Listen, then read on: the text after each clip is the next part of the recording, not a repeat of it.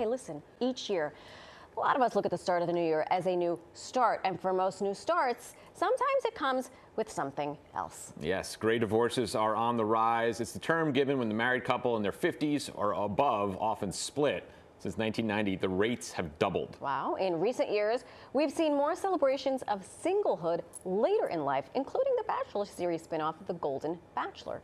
Here to talk about the causes of gray divorce and help you prepare, if that's your thing, is founding partner of matrimonial and family law firm, Cohen Stine. Welcome to New York Living. She's already hitting on me. Thank you for having me. She did say, Already. are you married? And I'm in on it. I'm good with it. I wanted to see if you're married, because if you're married, you might need a divorce.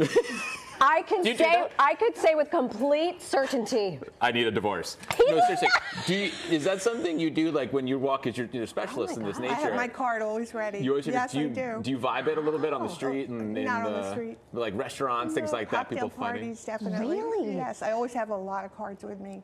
Because I do the same thing at cocktail parties. The one I get invited to every year, I'm like, those two hate each other right now. Yeah. Wow, interesting. Okay, gray divorce. What is it exactly? Why are they gaining popularity? Well, the truth is that it's mostly women who initiate divorce, and women have been in the workforce for decades at this point. And if a woman is in her 50s and is financially secure, we're living longer, we're more fit, we're more healthy.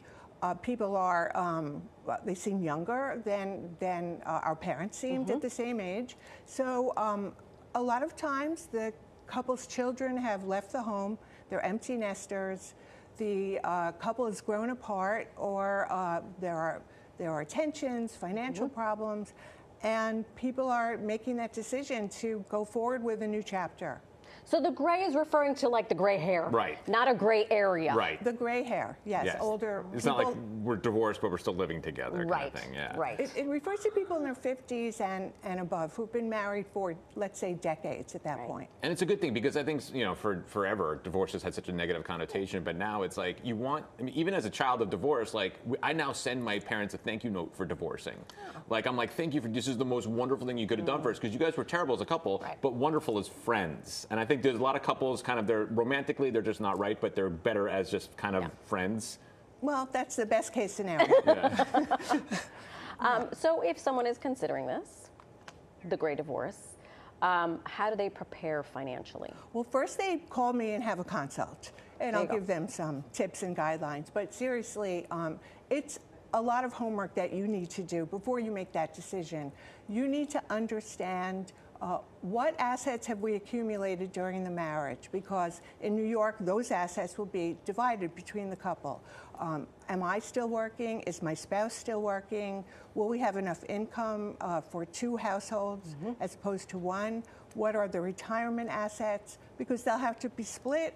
Retirement assets will be less for each party upon divorce. And really, it's important to keep your privacy and do your homework before you make the decision. Yeah. And telling the children, because a lot of times the children are adults at this point. Like when I was 7 and my parents told me, I was like, great, 2 Christmases, awesome. But as you know, if the children are like in their 20s, something like that, what is the kind of the process to talk to them in that late an age? That's very sensitive. So sometimes the children already know that there are problems at home. The parents, they've been bickering, or even worse, there's been emotional abuse or domestic violence, and they've witnessed things, and they're not shocked. But it is a sensitive thing that you need to be careful about. You don't want your adult children to turn against you for making the decision to leave their dad, let's say. So you need to be very careful.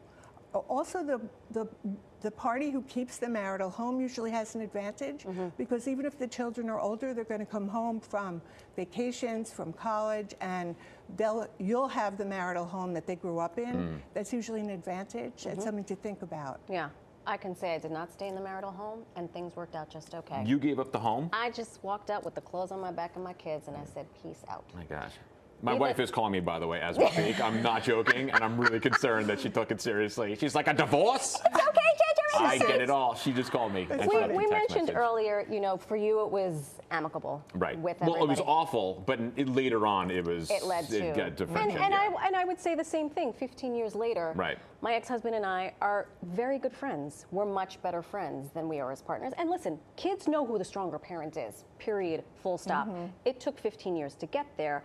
Any advice on how to do this as amicably as possible? Well, I also had a divorce after many decades of marriage, and my ex-husband and I are very good friends. And I think it's not always possible to have that situation, but it's better. I would say look at the situation from your spouse's point of view. Try to be fair.